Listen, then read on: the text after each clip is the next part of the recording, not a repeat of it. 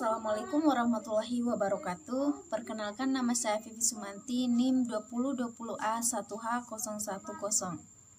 Prodi PGSD. Baik, di sini saya akan membacakan materi pertama, yaitu tentang dampak budaya terhadap pengajaran dan pembelajaran. Dampak budaya terhadap pengajaran dan pembelajaran, faktor utama budaya di mana siswa akan dibesarkan adalah asal-usul etnis mereka. Etnisitas adalah pola umum karakteristik seperti warisan kultura, nasionalitas, ras, agama, dan bahasa. Pengaruh dampak budaya terhadap pengajaran dan pembelajaran, yaitu banyak aspek budaya yang diambil bagi identitas dan nilai, sikap, dan harapan hubungan sosial. Penggunaan bahasa dan perilaku lain pelajar, siswa yang merupakan anggota kelompok yang kurang terwakili cenderung mempunyai nilai yang lebih rendah dari kelompok yang lebih maju dan pencapaian akademik yang terstandarisasi. Dampak budaya terhadap pengajaran dan pembelajaran ada dua, yaitu dampak positif dan dampak negatif. Dampak positif dari sebuah perubahan sosial bagi pendidikan adalah dapat meningkatkan taraf pendidikan dalam kehidupan masyarakat, sehingga dapat menghasilkan manusia yang siap menghadapi perubahan sosial tersebut. Kemajuan ilmu pengetahuan teknologi, proses belajar mengajar lebih mudah, siswa dapat mengembangkan kemampuan, akses wawasan seluas-luasnya, fasilitas dalam pembelajaran lebih modern dan sifat lebih inovatif dan kreatif. Sedangkan dampak negatif dari suatu perubahan sosial terhadap pendidikan Islam adalah ketidaksiapan pendidikan menerima perubahan yang begitu cepat dan drastis. Artinya, lembaga pendidikan harus lebih siap dalam menghadapi perubahan sosial yang semakin berkembang dan terus berubah. Baik, itulah penyampaian materi pertama dari saya, dan saya akhiri dengan ucapan wassalamualaikum warahmatullahi wabarakatuh. Bismillahirrahmanirrahim. Assalamualaikum warahmatullahi wabarakatuh.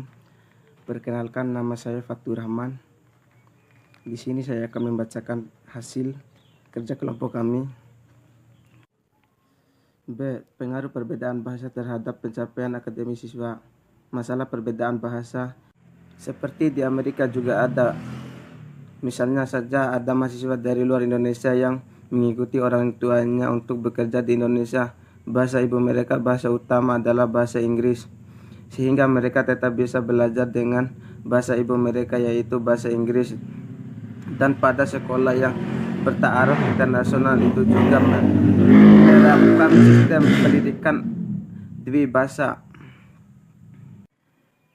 Jenis-jenis program tersebut adalah imersi bahasa Inggris, pendidikan dwibahasa peralihan, pendidikan dwibahasa berpasangan, pendidikan dwibahasa dua arah. C. Pendidikan multikultural merupakan pendidikan tentang keragaman kebudayaan dalam merespon perubahan demografis atau kultural lingkungan masyarakat tertentu, bahkan dunia secara keseluruhan, atau gagasan yang menyebut bahwa semua siswa tanpa peduli kelompok mana mereka masuk, seperti yang terkait dengan gender, suku, bangsa, ras, budaya, kelas sosial, agama, seharusnya mengalami kesetaraan di sekolah. A. Dimensi integrasi isi pelajar, konten integration.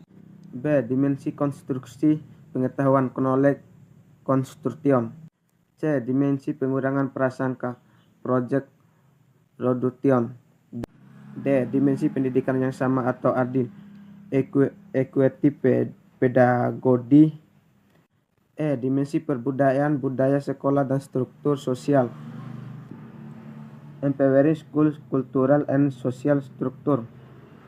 Mungkin itu saja dari saya. Sekian, wassalamualaikum warahmatullahi wabarakatuh. Bismillahirrahmanirrahim. Assalamualaikum warahmatullahi wabarakatuh. Perkenalkan, nama saya Gina Maudatul Aini, Prodi PGSD, NIM 2020 A1H011. Saya dari kelompok 4 psikologi. Di sini saya akan membahas tentang dampak keragaman siswa dan budaya terhadap proses pembelajaran dan pencapaian hasil belajar. Berikut pembahasannya. Di sini, saya akan menjelaskan tentang pengaruh gender dan ketidakadilan gender terhadap pengalaman sekolah siswa. Yang kedua, contoh pengalaman diri tentang dampak budaya terhadap pengajaran dan pembelajarannya. Baik, yang pertama, pengaruh gender dan ketidakadilan gender terhadap pengalaman sekolah siswa. Jenis kelamin seorang siswa merupakan ciri yang dapat dilihat dan abadi.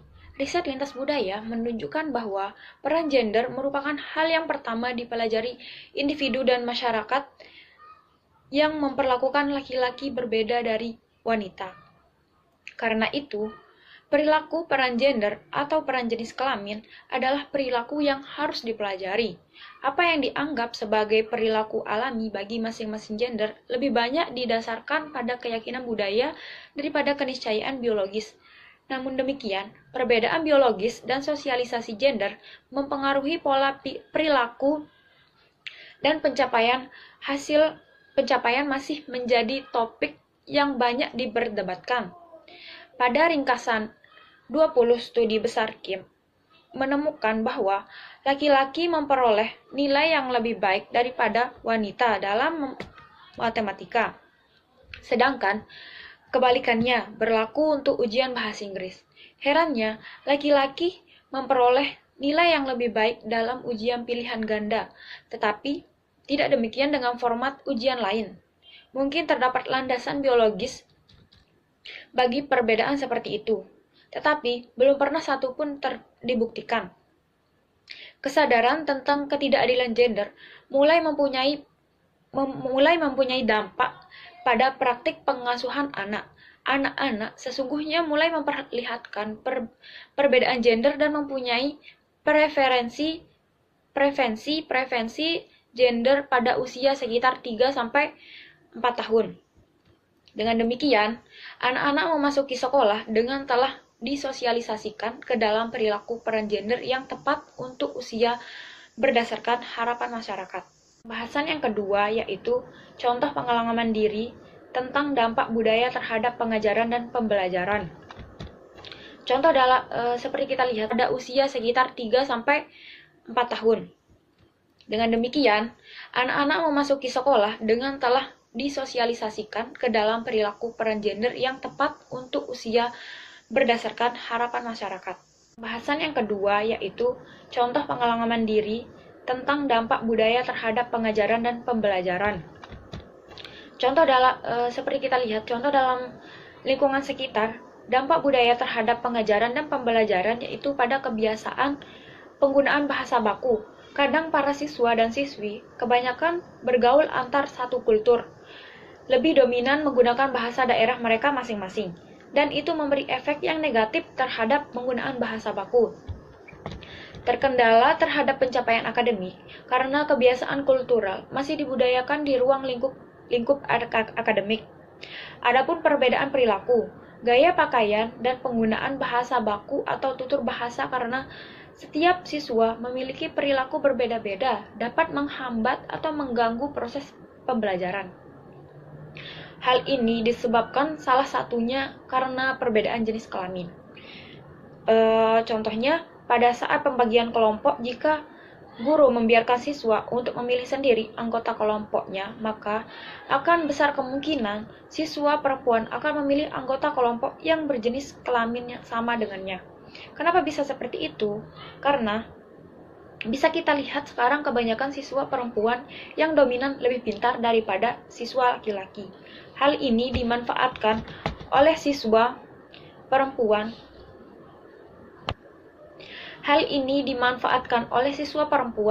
memilih anggota kelompok yang sejenis dengannya dan pastinya lebih pintar. Alhasil, kelompok yang kemampuannya standar akan kesusahan dalam presentasi maupun menjawab pertanyaan jika ada siswa yang ingin bertanya.